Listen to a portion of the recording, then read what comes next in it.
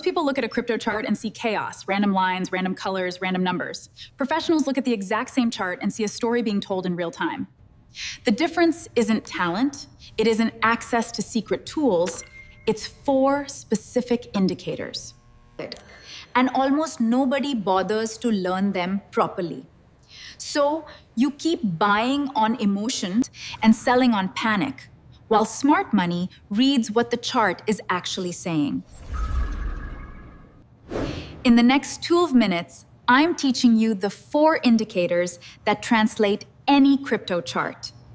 RSI, MACD, Fibonacci, and volume profile per M, plus the 3-step process I use before I open any position. By the end of this video, you'll never look at a chart the same way again. Let's get into it. Before we touch the indicators around, one truth most people skip. Technical analysis is not prediction, it's probability. Anyone who tells you a chart guarantees the future is lying.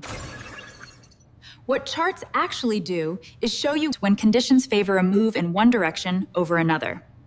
That's it, that's the whole game. Probability brown, not certainty. With that out of the way, let's start with the first indicator.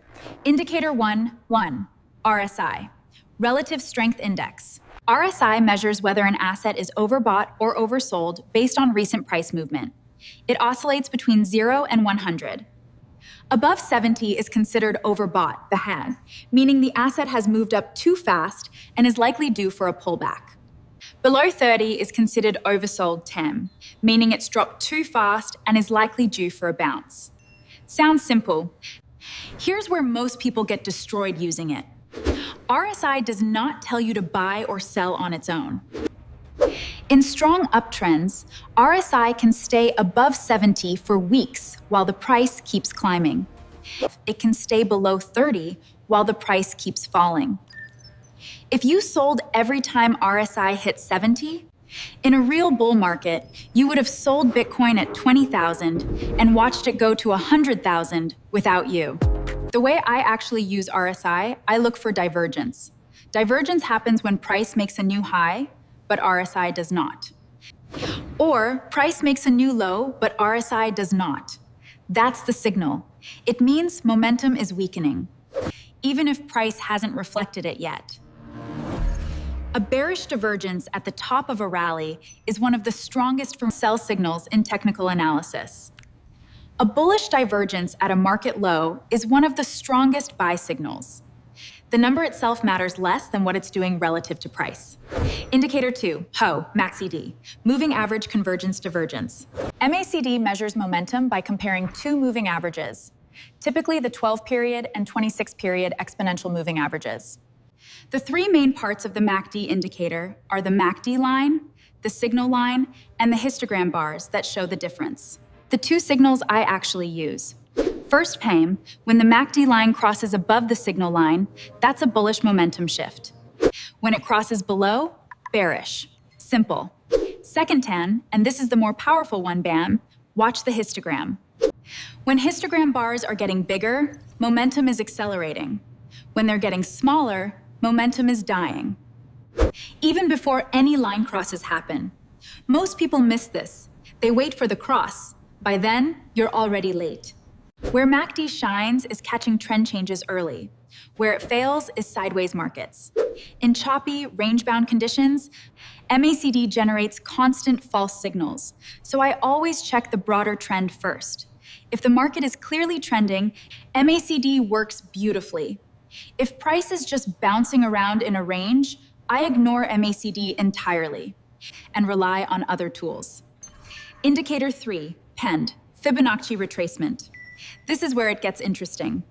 Fibonacci levels are based on a mathematical sequence found everywhere in nature, in flowers, hurricanes, even galaxies. For some reason that nobody fully understands, financial markets respect these same ratios. Specifically, when price retraces from a high or a low, it tends to find support or resistance at 23.6, 38.2, 50, 61.8, and 78.6% of the previous move. Here's how to actually use this. After a strong move up, draw the Fibonacci tool from the start of the move to the peak. The tool draws horizontal lines at those key percentages below the peak. When price pulls back, it tends to find support at one of those levels today. Most commonly, the 38.2 or 61.8. The 61.8 level is called the golden ratio. It's the most respected level in technical analysis. If price is going to bounce after a pullback, it usually bounces here. The mistake beginners make: they draw Fibonacci from random points. The tool only works when you draw it from a clear swing low to a clear swing high, or vice versa.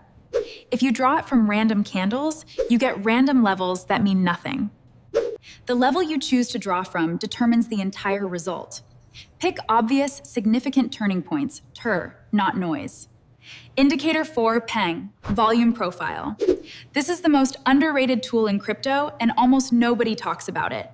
Most volume indicators show you how much volume traded over time, TELV, left to right across the chart. Volume profile flips that. It shows you how much volume traded at each price level. The histogram appears on the right side of the chart, with longer bars at price levels where the most activity happened. Why does this matter? It's simple. Because price levels with high volume are where real buying and selling happened, where actual capital changed hands. Those levels become magnetic. Price tends to revisit them. They become both support and resistance, depending on which side you're approaching from. Price levels with very low volume are gaps. Areas the market moved through quickly without commitment. These get filled later as price reverses through them. This is exactly how professionals identify the real support and resistance, not horizontal lines drawn by hand, based on intuition, but actual zones where significant volume traded. When I'm deciding where to enter a position, where to set a stop loss, or where to take profit, volume profile is one of the first things I check. It tells me where the market has memory. Now, let me give you the 3-step process I actually use before opening any position. Step 1, King, zoom out. Always start with the weekly chart. The biggest mistake I see is people analyzing 15-minute charts when they have no idea what the weekly trend is doing. The 15-minute chart is noise. The weekly chart is the truth. If the weekly is in an uptrend, every shorter time frame pullback is a potential buying opportunity. If the weekly is in a downtrend, every shorter time frame rally is a potential selling opportunity. Top-down analysis is non-negotiable. Step 2, hide. Look for confluence. Confluence means 2 or more indicators agreeing on the same idea at the same time. The RSI shows us an oversold condition right at the same moment the price hits a key Fibonacci level. At that exact price to Dow, that's a high probability setup. RSI alone is not enough. Fibonacci alone is not enough. The strongest setups are where multiple unrelated tools all point at the same conclusion. Step 3, pain. Wait for confirmation. Even a perfect-looking setup needs the price to actually start moving in your direction before you commit. I want to see at least one strong candle confirming the move. If the setup is real, you don't lose much by waiting for confirmation. If the setup is wrong, that confirmation candle never appears, and you stay out of a losing trade. 2 mistakes beginners make that I want you to avoid. Mistake 1, 10. Overcomplicating with too many indicators at once. Some traders pile 15 indicators on a chart and wonder why nothing works. The 4 I covered today are enough. Master these before adding anything else. Mistake 2, Padi. Using technical analysis for long-term decisions. RSI cannot tell you whether Bitcoin will be at 50,000 or 200,000 in 3 years. That's a fundamental analysis question. TA is for entries, exits, and risk management. No, not long-term price targets. I want to be honest about something. Learning to read charts properly takes months of practice. Watching one video doesn't make you a pro. It gives you the framework, but the skill builds through repetition. Looking at hundreds of charts, making mistakes, refining your eye. The platform I use is linked in the description because it gave me something I couldn't get on my own. Pridu, analyst annotated charts where pros mark their setups in real time. So I could see how experienced traders actually applied these tools to current conditions. Watching real setups develop and teaches you faster than any tutorial.